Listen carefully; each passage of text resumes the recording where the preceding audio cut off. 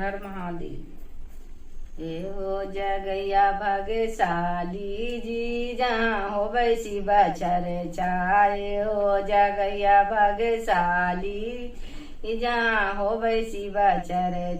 हो शिव चर्चा में शिव गुरु आयल हो शिव चर्चा में शिव गुरु आय संगवा में पार्वती माता जी जहाँ हो शिव चर्चा संगवा में पार्वती माता जी जहाँ हो शिव चर्चाए हो जगैया भाग्यशाली जहाँ हो शिव चर्चाए हो जगैया भाग्यशाली जी हो शिव हो शिव चर्चा में ब्रह्मा जी आयल हो शिव चर्चा में ब्रह्मा जी आय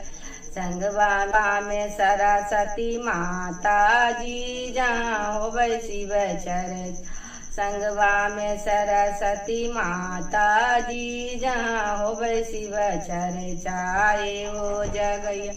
भाग्यशाली जी जहाँ हो शिव चर्चाए हो जगैया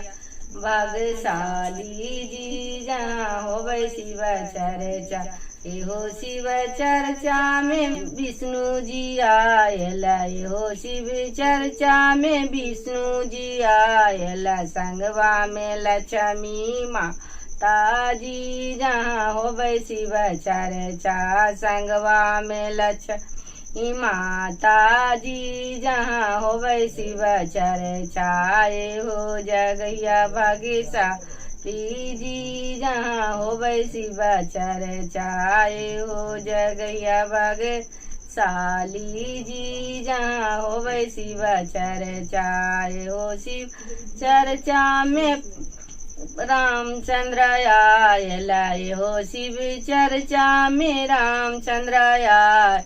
संगवा में सीता माता जी जहाँ हो शिव चर्चा संगवा में सीता माता जी जहाँ हो शिव चर्चाए हो जगैया भाग्यशाली जी जहाँ हो शिव चर्चाए हो जगैया भाग्यशाली जी जहाँ हो शिव हो शिव चर्चा में कृष्णा जी आयल हो शिव चर्चा में कृष्णा जी आ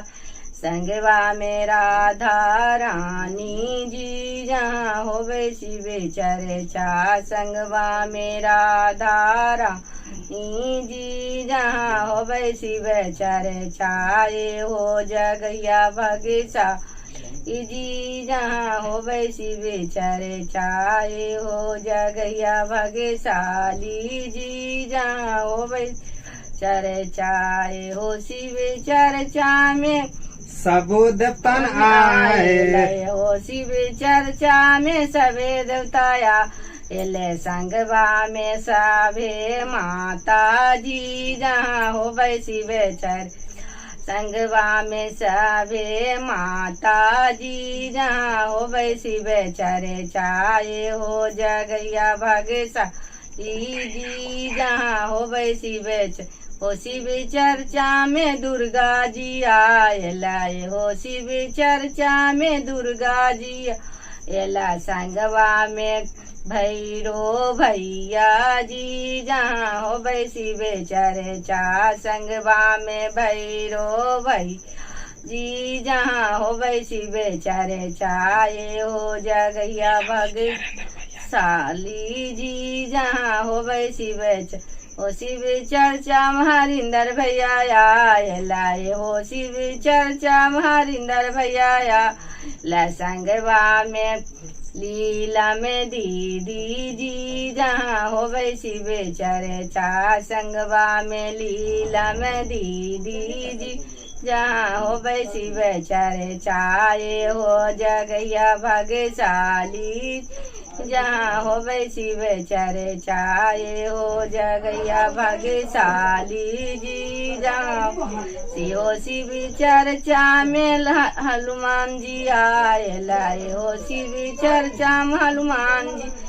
आयला संगवा में अंजनी माता जी जहाँ हो शिव चर्चा संगवा में अंजनी माता